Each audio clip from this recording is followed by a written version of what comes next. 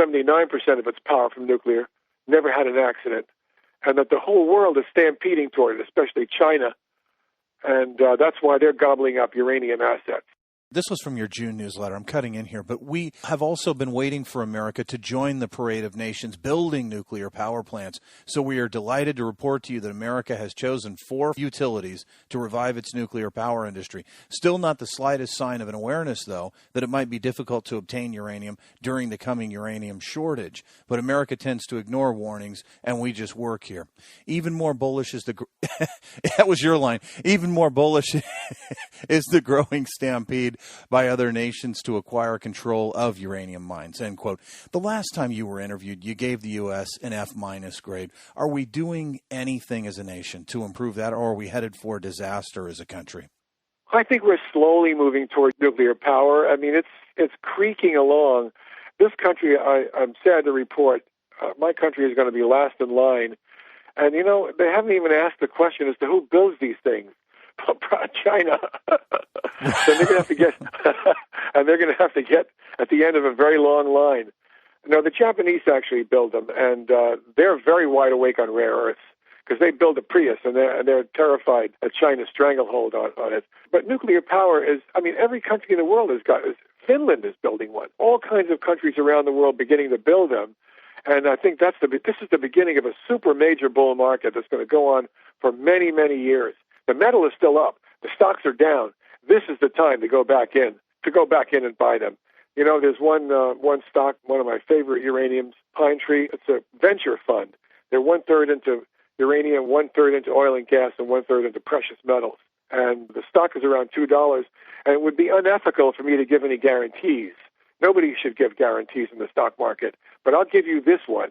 I guarantee you that Pine Tree is within 2 points of its absolute rock bottom low.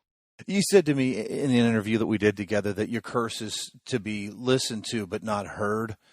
And you've been trying with the United States to wake this country up and the leaders up and to realize this coming problem. And as you just brought up, who's going to build these things? The people that are doing this and used to do it are aging, and so they're going to be retiring, and we don't have anybody behind them in this country to come in and build these reactors and whatnot. So is it already too late for this country? You're probably the first reporter in America to ask that question. They're still against nuclear power. They assume that they'll be doing the world a damn favor if they accept it here in America. But yeah, it's a question of who's going to build them. I think General Electric and the Japanese are way ahead in this, and I haven't heard anything from the Chinese, but I'm sure that they're working on it themselves. So there'll be a scramble to build them at some point, and there'll be a line waiting at the end of it. And at the end of it, who's going to be there? America. Is America doomed? No, I don't think so. I think we'll figure out some other way to steal money from the world. But in terms of nuclear power, yeah, we've let the people retire who are the cream of the crop by the stupid attitude toward nuclear power. And the scientists, the geniuses, have all drifted to countries that welcome them. And this country hates them. Oh, nuclear power. Oh, you're going to poison the world. Well, fine. But when your lights don't go on, ask what happened. You flashed a buy right near the dead lows on the stock market. Where are we now in what you term this dead bull bounce? Next week's issue addresses that question. I was sure there'd be a rally, and we got in within 6 business days of the rally since March. I'm torn. See, the big question here is whether this is what I call a dead bull bounce of the previous crash, and it was a crash, or whether this is the beginning of a new bull market, and it's going to be one of the two antipodes. I don't see it as anything less important than that crossroads. If we turn down from here decisively, I would be very concerned that this was a dead bull bounce. But if this rally continues decisively, I would say that the worst is behind us, and I would have to review it with my annual forecast issue for 2010. But that is what I'm pondering on now. And on the plus side, the fact that this last rally happened, even though the market was greatly overbought, shows the kind of strength I've seen before. I remember in 1982 and 1975, this kind of just ignoring, just sloughing off the sell signals and the technical indicators, the visual indicators, and blasting right up through them. Right now, the indicators are pointing down. You've got a pretty bullish crowd, The newsletters are all bullish. The mirror image of where we were just in March, just a few months ago. And this speaks to a decline.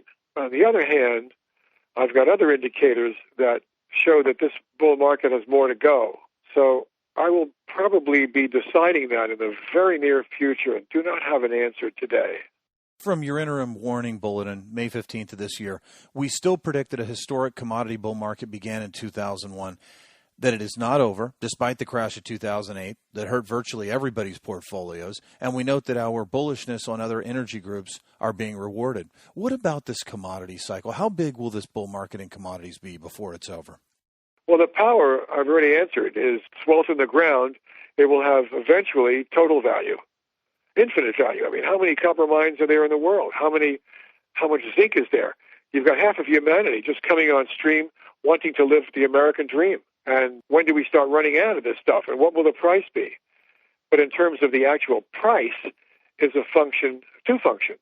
Is a function of how much they print, and number two, the mass psychology at the time.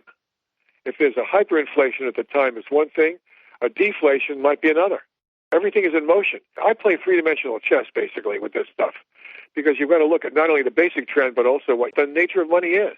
How do you measure it? And what role gold and silver will play in it? It's not easy what I do. Let me ask you in closing here, with where we're headed in the United States, would you, if somebody came to you and they were a young person and they said, you know, Mr. Dines, it just seems like things are going to get very out of control here, and I'm thinking of relocating out of the country to somewhere that won't be in this situation. Do you think that that's something that is reasonable for them to ponder? Because I know you're staying, but should people consider leaving, or what are your thoughts on that? Oh, it's another two ask tough questions. I can only speak for myself. I myself am not leaving because service is a high state, and I really feel I want to take care of my subscribers. They're number one. They've always taken care of me, and that is my primary goal. It's ahead of myself, and this is the easiest place to serve them in terms of being close to information and people who are close to information, and also a country that's still very free. The trend is ominous, but today it's still free, and there is still a lot of money to be made here. They still only take half your money in taxes. And I remember some years ago in England, the top tax rate was 105%. You can't make this stuff up. Oh, They'd punish you. They'd punish you for making money. Of course, that's why England has been sliding downhill for a long time. Their leadership has been very disappointing, considering the wonderful talent they have. But in terms of leaving America, to where? There's a cultural difference. Am I really ready to speak a different language? When my English is studied, I've got 21 years of formal education. Do I just abandon that and try to learn how to express myself in a different language? When I would tell somebody, I would tell them to be very clear on the high state of truth and to study what's going on and to study their own personal opportunities, but to really remember what Paul Gauguin did when he was a French stockbroker 2 centuries ago. He was walking to work one day and saw a ship in the dock, and he put his briefcase down on the dock and got on the ship and went to Tahiti. That was the most honest thing he'd ever done. So honesty and truth is what I would recommend as a general rule, and make that applicable. In closing, what can people do to protect themselves, and not just on the financial side, but just people who are staying here? Should they stockpile some food? Will there be food disruptions, in your opinion, in the future? What are your thoughts on that? I think a broad portfolio in future growth stocks, not the same old tired crap that everybody else is buying, but future growth stocks must be a part of that. I think your own home fully paid off, out of debt. Debt is the enemy. The day your debts are paid off will give you a sense of freedom you might never have had before, except maybe a divorce. And also some gold and silver, properly placed and also in their mines. In terms of silver, I would buy a spread. My supervised list number 3 has 10 stocks that broadly diversified in safe countries, or relatively safe countries. None of them are safe, even the U.S. And they range from Barrick, which is, to me, the premier blue chip, and Colossus, which is a tiny one, which has what is probably the richest deposit in the world. But they also have gold, and they don't have silver, but they have platinum, palladium, and rhodium. So that's really important. I can't give you stocks and the Rare States group because that's really for my paying subscribers. I'm really sorry. I've invested a huge amount of my own personal time, my research department, a great deal of money in finding this stuff out. But I've got 6 favorites. They're in the list number 6.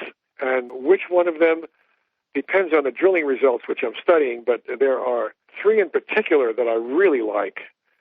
But I haven't even put that in my newsletter yet, but I will.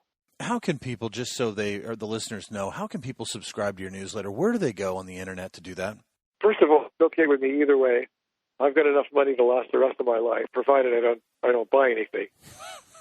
No, I'm just kidding.